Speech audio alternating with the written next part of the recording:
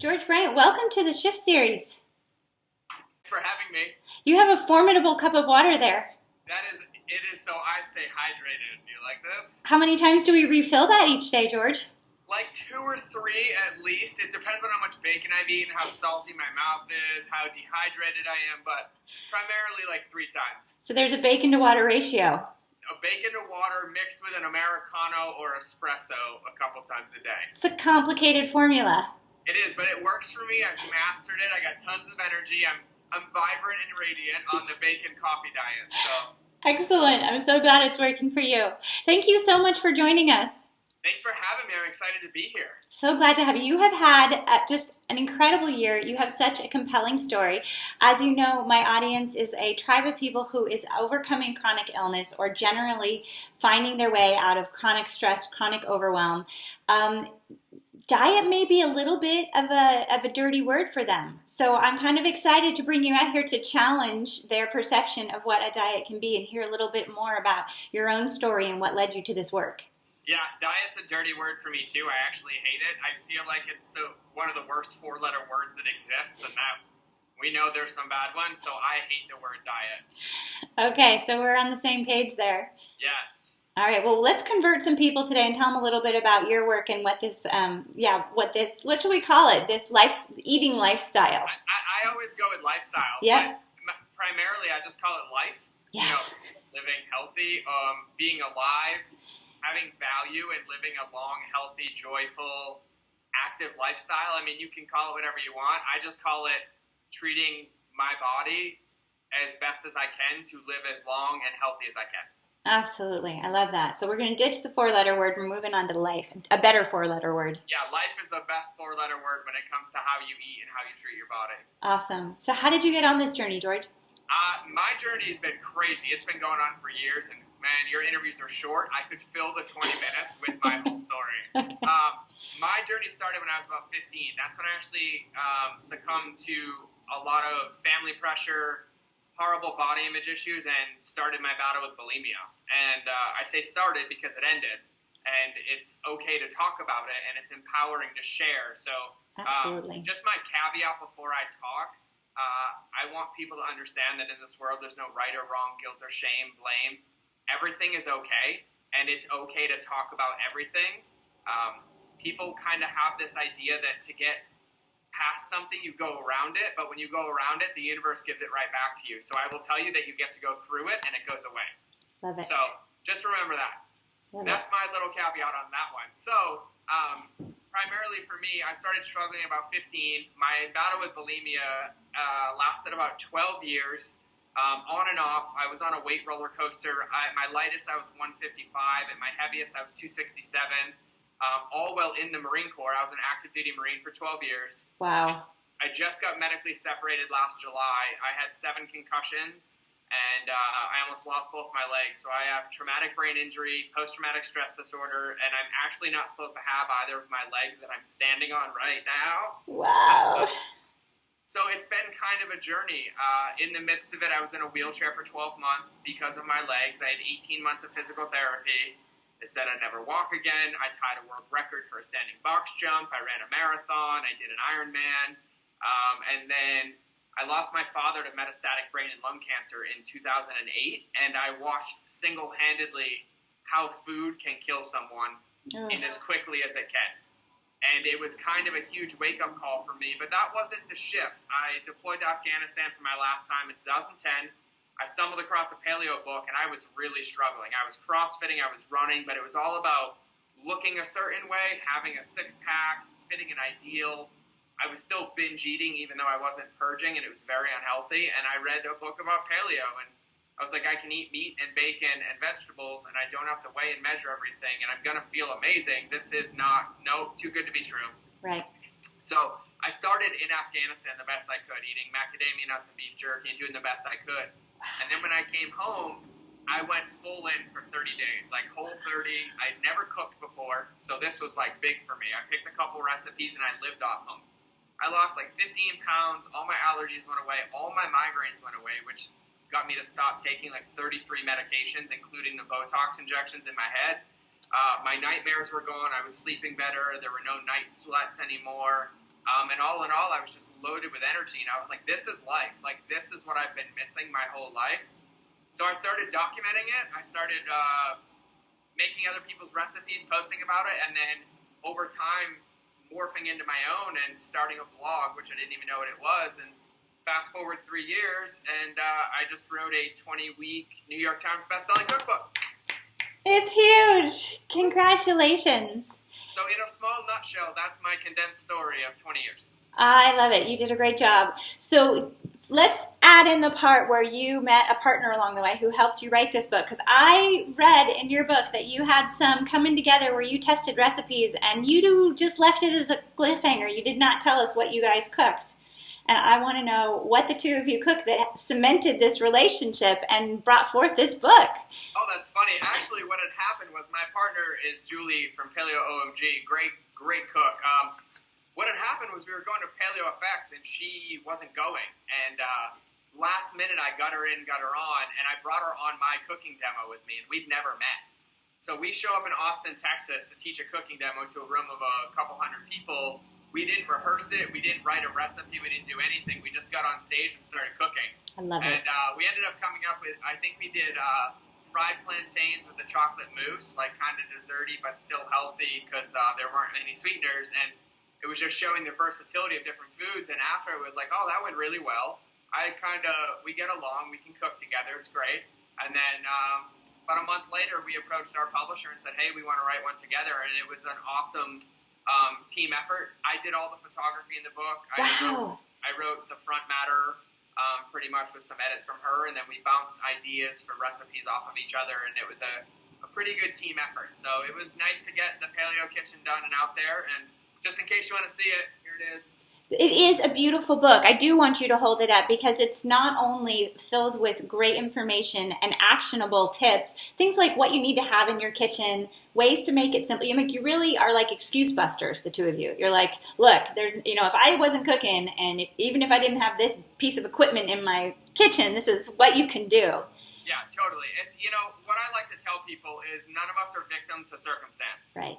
We get to choose every day what we create in our life. And there's no right or wrong. If you choose to go eat packaged food, that's fine. That's your choice. I'm giving you every tool that you can imagine to help you choose healthy to live longer because your life matters. That's my goal. Totally. I love it. So a collaboration was born. It's a beautiful book. I want everyone to pick it up. I especially want to touch on the inflammation side of things. I know it's something that my tribe is dealing with on every level, whether it's chronic illness or headaches like you've mentioned. Certainly the role that inflammation plays for chronic stress and overwhelm and adrenal fatigue. How does this lifestyle change, not calling it a diet, help reduce inflammation in the body? Yeah, I want to be the biggest smart aleck in the world and just say it gets rid of it because it does. Yeah. But I know people are going to be like, yeah, whatever. Everybody tells me that. I had adrenal fatigue. I was down for 6 months. Wow. Because after multiple deployments and living on coffee and sleeping 3 hours a night for months at a time, it completely shut down my body. And then you couple that with my tension migraines from the swelling of my brain and then my post-traumatic stress disorder, my allergies that I thought I was allergic to everything. I tested out for dust, dogs, dirt, wheat, pollen, certain foods. I had to carry an EpiPen around me. And it's crazy. I cut out grains and beans, and 30 days later, I'm not allergic to anything. I can go roll in pollen. And I'm like, for 30 years, I've been crying every time pollen comes around, avoiding going outside, and it was all the food I was eating. Fascinating. And that's the superficial one, really. But what you're doing with paleo, the lifestyle, or grain-free, or let's just call it an anti-inflammation lifestyle to help you be healthy, is you're taking out the foods that irritate your gut. And a lot of people, they take it with a grain of salt. Like, we associate going to eat beans with a stomach ache and gas. That's your body telling you it's not good. Like, if you put water in your gas tank, your car's going to putter and break down. You're not going to put water in it again. So why would you continue to put the same foods in when your tool, right here, head to toe, is telling you not to do Saying it? no bueno. This is the car that gets you through life. And if you don't take care of it, no one else will. So you get to focus on it. Absolutely. So for me, it's really, really simple. For 30 days, you just give your body a vacation, a treat. It's almost like a destination vacation with whole foods that nourish your body. Eat quality meats and vegetables and fruits and nuts and seeds and avoid beans and dairy and grains. I guarantee you by like day 14 or 15, you're going to be asking what else you can take out because you feel amazing. Amazing. And it's not hard. Like I hear it all the time. Oh my God, 30 days. I'm like, yeah, 30 days is so horrible compared to the 88 years that you're going to live when you do this. Right. Are you kidding me? Like, right. You're pregnant for 9 months to bring a beautiful child into this world. Right. Give yourself 30 days to raise that child to live the healthiest and longest lifestyle that they can. Absolutely. Oh, it's huge. Okay, so talk to me about bacon. I know there's a story. I wish there was a story. I never ate bacon as a kid. Never? I am like literally addicted to bacon. But here's my theory. If you guys follow me online, my hashtag is hugs and bacon. Love it. And I really genuinely feel like those two things together, brought communally, can bring nothing but peace and happiness. Like, you cannot be upset when you hug someone, and you cannot be upset when you're eating bacon.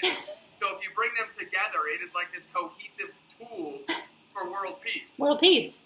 And it started as a joke. Like, I've always loved bacon since I started eating paleo. Healthy bacon, of course. I make my own bacon at home. Awesome. I get it from local farmers, but to me, it's like the most versatile ingredient, and I love pork, and you can put it on everything. I have it in desserts and sides and dinners and just appetizers. I even put it in smoothies, which wasn't the best, but I had to try it. And I've gone so far to put bacon fat in my coffee, Yeah. which is actually really, really good if you render it correctly. So it became like this social trigger that got associated with me, and actually, like, my shirt is a pig, and these are all words from my website. It says bacon, civilized caveman, and paleo. So I love it. I guess it's quite fitting, but I became known as the civilized caveman / bacon guy, and I love it because whatever I can do to get people in, whatever I can do to get them talking about whether it's paleo or my page or my website, whether it's bacon or desserts, once I get them in, then I get to educate them and give them tools to implement in their life to create positive anchors and new patterns to have a healthy lifestyle. Okay, so that's the big one right there. We got to at least touch on it. Positive anchors. How do we actually sustain this after the 30 days? What are your tips? Stop beating yourself up. Yeah. Number one and number 100, however I draw that. Stop beating yourself up. Like, you are not in a relationship with food. Right. If you fall off the bandwagon, or if you choose to go off the bandwagon, you are not having an affair with a brownie. You're choosing to eat the brownie. So take it for what it is as a choice. Okay. You're not going to feel great after, but you don't get to hold it against yourself. The past is gone. Great. You get to make a new habit. You get to make a new choice. What I tell people, one of my favorite things, whether it's food or not, like, I feel like food is a tool to have breakthrough results in every area of your life. Yep. Here's why. You do it 3 times a day. Yeah.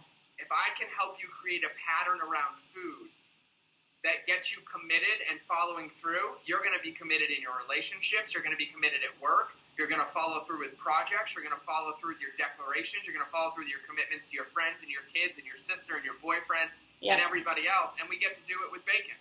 Love it. So what I tell people is every morning is a new day. When you wake up in the morning, make a commitment to yourself. Write it down. Verbally say it, record it if you want to Instagram it. Just make a commitment and say, hey, today I'm committed to eating 3 healthy meals that nourish my body, and I'm not going to have blah, blah, blah. Love it. If you go to lunch and you have one, great. Recommit as soon as you're done. That's it. And what I'm doing is I'm training you, or you're training yourself and your brain, that when something happens, you get to make a different choice. Yeah. And when you choose it and recommit, you're using it in an empowering manner rather than being a victim to the choice that you made. Totally. Get that shame out of there, and those two go hand in hand, victim and shame. Totally. They don't belong in this world. Like, everybody is perfect. Like, we are perfect. Like, I make Cheyenne, our daughter, like almond butter and jelly sandwiches every morning. And I'd be lying if I didn't say I didn't lick that knife with jelly every couple of days, and then an hour later be like, oh, I shouldn't have done that. I know better. But I'm not like the jelly monster. Like, right. I don't go beat myself up and then go eat the whole jar. Right. I'm like, nope, different choice, learned my lesson, and I've continually taught myself this lesson over and over again. Yeah. But I still do it, and it's all about celebrating everything. Celebrate the wins, celebrate the learning lessons, put an empowering interpretation on everything that shows up. You know, whether you have a spill your coffee on your shirt, I'm going to great. you really didn't want to wear that shirt today. That's it. Yep. You know, or you walk into work late, it's like, great. You really wanted to slow down and be present and remind yourself that things are important. Take it, move on. Like, everything happens. Celebrate it. Don't beat yourself up and love it. Like, embrace it. I love it. So when are you writing the Tao of George? We're ready to buy the next bestseller. You know what I'm thinking? My next book, I'm really thinking about doing personal development and cooking together and have it be like cooking for your soul. And every recipe is a recipe for your life as well as for food. I love it. And it's like, I'm starting a podcast too. It's called Unperfectly Paleo. And my tagline, I love this. I recorded my intro the other day, and there's actually bacon sizzling in the background of my audio. My audio guy put in, but it's Unperfectly Paleo, where limitations and struggles turn into hugs and bacon. Real people, real results, real stories. Healthy has never tasted so good, but I find that everybody always talks about how perfect everything is. Like, oh, it's so easy to go paleo, or it's so easy to get these ingredients. And most of the people getting interviewed are bloggers or authors, so of course it's easy. Okay. I want to get messy, because when you get messy, you get results. When you Okay. get down to the core, to whatever your story is, your limiting belief, or the paradigm you have about yourself is, and we get deep, deep, deep, and we uncover it, that's when we get to create a new anchor and overcome it, whether it's not good enough, or there's not enough time, or it's not enough money, or it's just a scarcity mindset. When we can get messy and get gross, like, I'll cry, I'll have snot coming out, whatever I got to do on my podcast or my interviews to help you is what I want to do. So I want to get as messy as possible to get people as clean as possible with food and life and relationships and work and all that stuff. The world's been waiting for you. We need this positivity. I'm so glad to hear it's coming. We will make sure to keep following you and providing links and access so that people can find you and your podcast and your many, many upcoming best-selling books. Before we sign off, you've touched on so many things here. What is one thing that a person could do to get started and to really make a shift in their life? If they were just to do one thing. One thing, take a step forward. Okay, take that step. Get out of analysis paralysis, because what I'm experiencing, what I experience all the time, is I just talked about a lot. Just pick one thing. Okay. And for 7 days, you can recommit every day, but for 7 days, pick one habit, just one thing. And what you're going to end up doing is creating an unstoppable snowball of positivity and results by committing to that one thing. You know, you don't have to commit to 50 things. If you say, hey, I haven't been feeling good, and like you said, a lot of people are dealing with inflammation, I'm not going to eat bread for 7 days. This morning, I wake up, I'm not going to eat bread today. I'll have apples or vegetables. Great. End of the day, what worked, what didn't work. Okay, tomorrow, recommitting. And what you'll find is that every day you recommit and you continue on this path. You're creating positive anchors and celebrating yourself and success. You're building confidence in yourself. You're building confidence in your decisions. Your body is feeling better, and now you're associating feeling better with the positive decision, and nothing's going to stop you. You'll never go back, and you can do it everywhere. Do it with food, do it at work, do it with putting gas in your car if you want to. Like, we can celebrate everything. So just pick that one thing. That's, if I have to ask you for one thing, it's just to pick one. Drinking more water, drinking less coffee, quitting smoking, cutting bread out, cutting beans out, sleeping more. Amen. Sleeping more. Yes. Resting more. Meditating for 5 minutes a day to give yourself the love and time and nourishment that you need to go through this life. Just pick one thing and tell us about it. Awesome. Dude, well, keep us posted, everyone. Thank you for sharing the Zen of George. It's been an honor to chat with you today. We're your new biggest fans. I'm on the bacon bandwagon, I promise. Thank you so much for having me. I really appreciate it, and I'd love to talk anytime. Sounds great. Thanks again. Bye. Have a good one. You too.